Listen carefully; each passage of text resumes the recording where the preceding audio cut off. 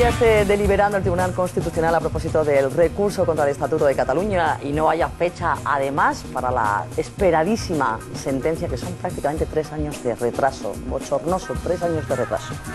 Digo que aunque eso suceda, pues todas las semanas, todos los días prácticamente tenemos nuevas declaraciones que vienen a ponerse el parche antes de que salga el grano, dando por hecho que el fallo del Alto Tribunal va a ser contrario a los intereses de Montilla y, por qué no decirlo, del propio Zapatero.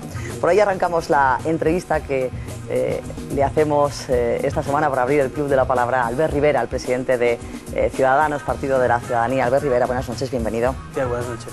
Bueno, el encargado esta semana de defender el estatut y presionar, por ende, al Tribunal Constitucional que preside María Emilia Casas es Rubalcaba, ¿no? ¿Por qué se mete en ese berenjenal el ministro del Interior? ¿Se lo habrá mandado Zapatero o habrá sido motu propio? Bueno, yo creo que si fuera de cualquier otra ministra o ministro, esas declaraciones podríamos pensar que son pura ignorancia o desconocimiento de cómo funciona un Estado de Derecho. Pero en boca de Rubalcaba, desde luego, que no da puntada sin hilo, me parece que forma parte de una estrategia de presión indirecta de un ministro de Interior, nada más ni nada menos, ¿no? Y que el ministro de Interior diga que lo que diga un Parlamento regional no debe ser sometido a lo mismo que al resto de ciudadanos, a los tribunales, pues me parece muy grave, ¿no? Y va a la línea de Ernest Maragall, que dijo que le importaba muy poco lo que dijeran 12 magistrados en Madrid, y va en la línea de lo que dijeron en Convergencia y Unió, de que no acatarían, pero que deberían reformular el pacto, ese pacto que no existe entre Cataluña y España, como si fuéramos dos países distintos. En fin, yo creo que es una estrategia de presión inaceptable a un tribunal, y eso no quita que haya que criticar la demora de 3 años o los movimientos dentro del propio tribunal, que también son vergonzosos, ¿no? Pero en cualquier caso, Ciudadanos siempre hemos defendido que se respete un poquito al Estado de Derecho, un poquito de por favor, ¿no? Podríamos decir. Sí. La verdad, señor Rivera, es que hemos tenido un mes de agosto pleno de presiones, como las que usted mencionaba, muchas de ellas también directamente desde el nacionalismo catalán, muchos frentes abiertos sobre este asunto. Al final, ¿qué cree usted personalmente que va a decidir el Tribunal Constitucional? Yo no lo sé, no tengo la bola de cristal. Lo que sí que me temo es que el tribunal ha estado condicionado desde el primer día a la hora de hacer su sentencia por las referencias políticas que han habido y por las consecuencias. Me parece grave que un tribunal actúe de esa manera, y creo que esto es algo a cambiar en un futuro. Es decir, tenemos que tener la garantía de que un tribunal juzgue libremente una sentencia. Y dicho eso, yo lo que espero es que en algunos artículos determinados que nosotros mismos llevamos al Defensor del Pueblo y que el PP también recurrió, y algunas, que no hay que olvidar, alguna comunidad autónoma también gobernadas por socialistas, hay 7 recursos ahí. Por tanto, espero que en el tema lingüístico, en el tema educativo, en el tema de igualdad de derechos de todos los españoles, en el tema de una financiación que no quede recogida estatutariamente, sino en la LOFCA, en todo eso falle a favor de lo que yo entiendo que es constitucional. Hay un uso incluso de la palabra, como en este propio programa, ¿no? Como el titular de este programa, pero se usa la palabra muchas veces los nacionalistas en un marco mental muy errático y muy intencionado. Ellos hablan de recorte a un estatuto, no es un recorte, es adecuar una norma a la Constitución. Por tanto, en todo caso, ¿a quién le parece mal que se adecue una norma a la Constitución? Solo a los que no creen en la Constitución o en el sistema de derecho. Por eso hay que vigilar mucho las palabras, porque a veces hablamos de un recorte y no es recortar nada, es adecuar cualquier norma a un sistema constitucional. Aunque al final Caro Rovira no se salga con la suya y quería hacer una manifestación para la Diada, que es el viernes que viene, el día 11 de septiembre, que no es el día de Cataluña, ojo, ustedes no celebran la Diada. Bueno, es el día del nacionalismo. Debería ser. Lo que pasa que como van todos... Debería ser, o sea, formalmente es el día de la comunidad autónoma, formalmente. El problema es que se ha convertido en un aquelarre de los nacionalistas, en quema de banderas, en violentar en la calle a los que no somos nacionalistas, en definitiva, en algo que no representa para nada a la sociedad catalana. Nosotros, desde Ciudadanos, venimos reivindicando desde hace ya 4 años... Que sea San Jordi, que es el verdadero día de Cataluña, y la Diada no es el día de Cataluña. Yo estoy convencido, porque así ha salido también en algunos estudios y encuestas, que los catalanes se sienten más orgullosos del Día de la Rosa, del libro, de la cultura, de la convivencia que representa el Día de San Jordi, que es mundialmente conocido, que no de un día de inventos nacionalistas, de manipulación histórica, de enfrentamiento Cataluña al resto de España. En fin, una cuestión que para nada tiene que ver con la sociedad catalana, y por eso nosotros ya anuncio aquí también, como ya hicimos el año pasado, que nuestros cargos públicos, yo incluido, no vamos a asistir a los actos oficiales de la Diada. Vamos a hacer un acto alternativo para hablar de la verdadera historia del 11 de septiembre, de por qué hay una parte de la sociedad catalana mayoritaria socialmente que no se siente representada por los nacionalistas. En todo caso, aunque no vaya a haber manifestación, digo, el día 11 de septiembre, ¿espera alguna sorpresa? ¿Se espera alguna sorpresa de radicalidad para esa jornada? Me temo que sí, ¿no? Hombre, con el agosto que ha habido. Sí, lo que pasa, yo creo que en Cataluña se habla a veces de que se calienta la diada, ¿no? Es decir, hay una serie de declaraciones tipo Carod, tipo Ernest Maragall, tipo Pascual Maragall, el presidente de gobierno de turno, que intentan calentar y encender lo que nunca ha estado encendido, que es el sentimiento ese de enfrentamiento Cataluña-España, que socialmente la gente lo que se toma eso es como un puente y se va de vacaciones el fin de semana, y nadie mayoritariamente está por la diada. Ahora, ¿cuál es el problema? Que sí que una minoría que domina los medios de comunicación, que domina el poder político, está obsesionada en crear enfrentamiento. Sin ir más lejos, hay un referéndum en una de las poblaciones de Barcelona convocado, en Arenys de Munt, que nosotros hemos lógicamente solicitado al gobierno que actúe, que finalmente, por suerte... Consulta de autodeterminación. Sí, es decir, para que la gente... Vaya lo invento y vaya papelón hay que ver lo del alcalde de Bueno, pero para que la gente lo entienda, se está preguntando, se pretende formular un referéndum en un pueblo, podría ser en Murcia, en Madrid o en cualquier otra parte de España, con el precedente político que supone, de si la ciudadanía de ese pueblo, de Arenys de Munt, quiere que Cataluña sea un Estado independiente. Y ese referéndum, a que nosotros lógicamente hemos dicho que es ilegal y hemos instado a la delegación de gobierno a que actúe, que finalmente lo ha hecho, vemos como Montilla, Ausàs, que son los competentes para prohibirlo, no actúan. Es decir, nuestros gobernantes no están para ejercer ni hacer cumplir la ley. O sea, tanto estatut, tanta competencia y tanto autogobierno, pero cuando tienes las competencias no las utilizas cuando no interesan, ¿no? Quizá están imbuidos de esa especie de radicalismo que mencionábamos y debe resultar frustrante cuando se está metido en política en una comunidad autónoma tan compleja como Cataluña, que cuando hay desafíos a la legalidad como este o como otras leyes que sobrepasan los límites racionalmente aceptables, los recursos no vengan, como decía usted, de quien lo puede prohibir, de quien está en su mano, de la autoridad, sino tengan que venir de la abogacía del Estado o de una iniciativa particular. O el defensor del pueblo, cuando ustedes recurren ante el defensor del pueblo a la ley educativa catalana. La ley de educación de Cataluña, otro ejemplo, ¿no? Tenemos 4 sentencias del Tribunal Superior de Justicia que dice que en Cataluña se puede y se debe poder elegir y, en definitiva, estudiar catalán y castellano en las escuelas. Una del Supremo ratificando eso. Recursos al estatuto, y dice el conseller de Educación que le da igual incluso lo que diga el propio tribunal.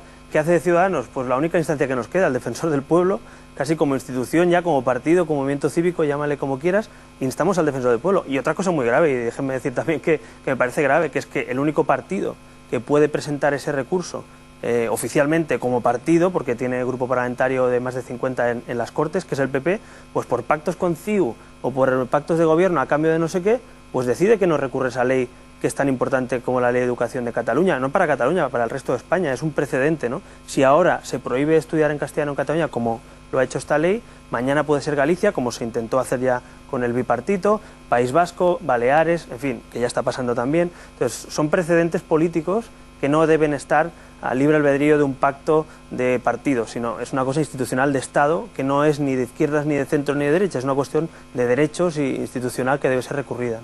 Me sirve en bandeja la siguiente pregunta, porque lo que me planteo, como se pregunta muchísima gente cuando escucha a Albert Rivera hablar, es ¿ustedes de izquierdas o de derechas? Pues mire, yo creo que como me ha escuchado hablar y los que nos hayan escuchado saben un poco lo que decimos, nosotros pedimos sentido común. Somos un partido que nos definimos como un partido... No, pero usted. Se lo digo porque ya sabe sí, que esto siempre se ha especulado. Sí. En su momento, claro, cuando usted es diputado autonómico en el año 2006 y antes, claro, lógicamente en la campaña, cuando es candidato a la presidencia de la Generalitat por su partido, ya sabe que estuvo militando en el Partido Popular, usted lo desmiente, estuvo militando en algún partido socialista vinculado. Y usted dice, no, yo no he militado en la UGT, me parece, ¿no? Que es... Bueno, eso sí, pero es un sindicato, tengo derecho a hacerlo. Evidentemente, pero ¿usted es de izquierdas o de derechas? Albert Yo Rivera, me defino como una de persona progresista y liberal, personalmente. Mi partido se define como un partido progresista, donde hay personas que convivimos liberales y socialdemócratas. Y con ese espacio político, que hay gente que lo define como un centro-izquierda político, que es una definición, digamos, tradicional, pero que nosotros queremos incluso superar eso, ¿no? Es decir, hay ideas, y las ideas pueden estar a veces en un espacio determinado, más al centro, más a la izquierda, más a la centro-derecha. Yo creo que lo que importa hoy, realmente, y lo nuevo de 200 años después de esa definición izquierda-derecha, lo importante deben ser las ideas, las políticas, lo que propones. Y luego, cuando las aplicas, pues ya veremos si son más justas, menos justas, más individualistas, más colectivas, y ahí es donde puedes definir si son más de izquierdas o derechas. Yo personalmente me siento cómodo en un partido, pues eso, que permite que convivamos socialdemócratas, liberales, y que se define un espacio que yo entiendo además que es razonable. En España hoy la mayoría de personas, creo, la mayoría, están en un espacio relativamente ecléctico. Tampoco creo que haya una pureza ideológica hoy, porque es que los partidos hoy ya no defienden, lamentablemente también las ideologías defienden intereses puramente electorales, ¿no? No, si no, siempre nos quedará Zapatero para definir si subir impuestos es de izquierda o derechas para hacer exactamente lo contrario. Yo le hago la pregunta contraria, es decir, ¿400 euros para todos igual? ¿Eso es de socialista? Yo creo que no. Pero, en cambio, no sé, la ley de igualdad que quiere poner en marcha es de izquierda o derecha, la ley educativa. Creo que Zapatero es el ejemplo perfecto de que yo digo, de cortinas de humo, de, ¿por qué no decirlo?, de mover la bolita, ¿no? Es decir, hoy estoy aquí, mañana estoy ahí, hoy lo que diga el Estatuto Catalán me parece bien, mañana lo que diga el Constitucional, es una indefinición continua. Hablaba usted de su partido, estará algo más tranquilo después de la renuncia al acta de diputado de Antonio Robles, queríamos preguntarle por eso, y también por cómo se encuentra Ciudadanos después de esa aventura con Libertas. Bueno, nosotros la verdad es que es cierto que hace unos meses, justo antes de las europeas, hubo pues una complicación evidente, que era que un diputado, en este caso, anunció que dejaba el acta. Eso ya se ha hecho efectivo, entra nuestra nueva diputada, que estoy convencido que los ciudadanos y los espectadores de Intereconomía tendrán pronto la oportunidad de conocerla, Carmen de Rivera y Pla, que es nuestra nueva diputada, flamante diputada, a la que le deseo lo mejor, y lógicamente se estabiliza de alguna manera ese grupo parlamentario, y trabajando a un año vista con el objetivo claro de que en las siguientes autonómicas de Cataluña, que son la próxima cita electoral en 2010, el partido no solo pueda tener ese grupo, sino ser decisivo. O sea, imagínense que Ciudadanos, con nuestro discurso diferente sin duda al nacionalismo catalán, pudiera hacer decidir un gobierno o hacer cambiar políticas. Imagine que tuviéramos la llave de la ley de educación, pues ya seguro que con nuestro voto en Cataluña se podía estudiar en catalán, en castellano y en inglés, cosa que hoy no se puede hacer. El objetivo es ese, el partido está más tranquilo, y yo, más que tranquilo por la renuncia, no, estoy contento porque tenemos una diputada nueva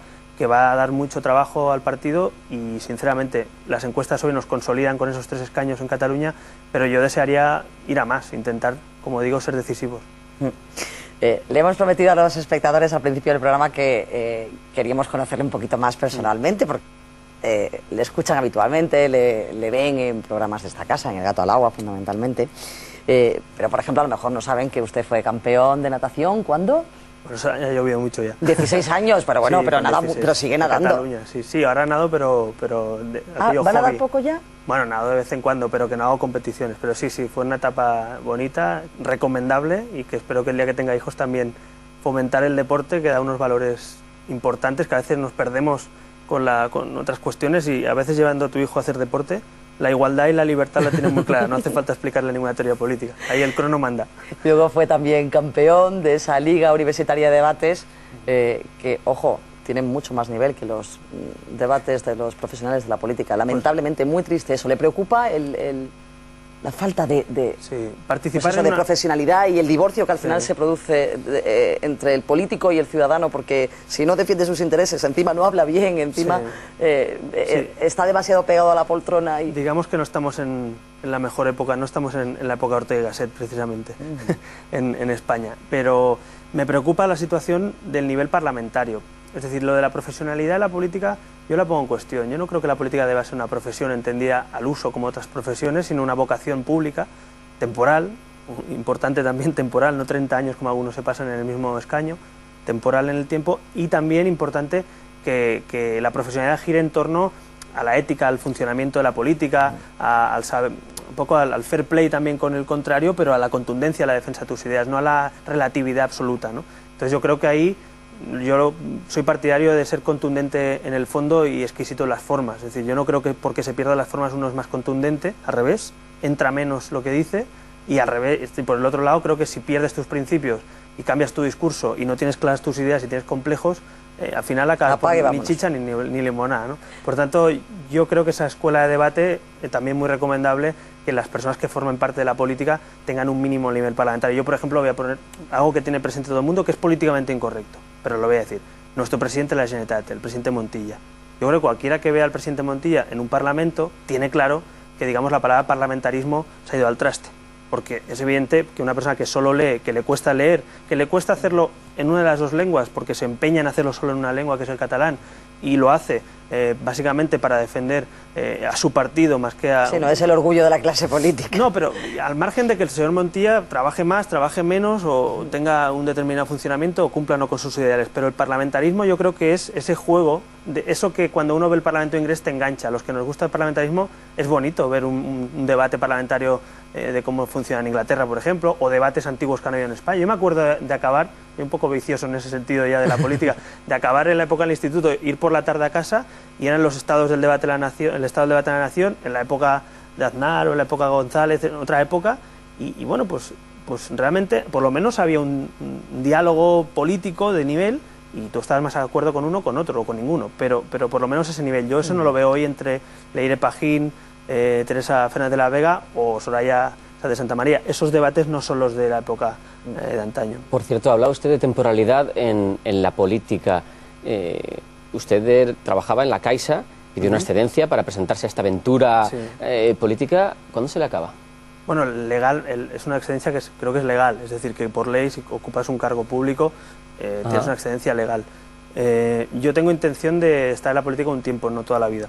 Y además me apetece, porque tengo 29 años, y evidentemente quiero hacer también otras cosas en la vida. En noviembre cumple 30, que ya queda poquita, 2 meses. En 2 meses ya es la treintena, que es insultantemente joven. Ya, quiero decir que igual que yo no me veo haciendo lo mismo toda la vida, y entonces igual que he entrado en la política ahora muy joven por circunstancias y por vocación, pues seguro que, no sé, en los próximos años pues me apetecerá ir al mundo otra vez profesional o estar en otro campo. Entonces yo no entiendo a las personas que se pasan 40 años en la política, porque creo que la política tiene un componente innato prácticamente que hace que no puedas estar 8 legislaturas sentados en el mismo escaño, ¿no? Y en España hemos visto presidentes de la Generalitat 23 años, presidente de Galicia otros 20 años, Chávez que ahora pasa a ser ministro. Es decir, claro, es un funcionamiento anómalo de la política.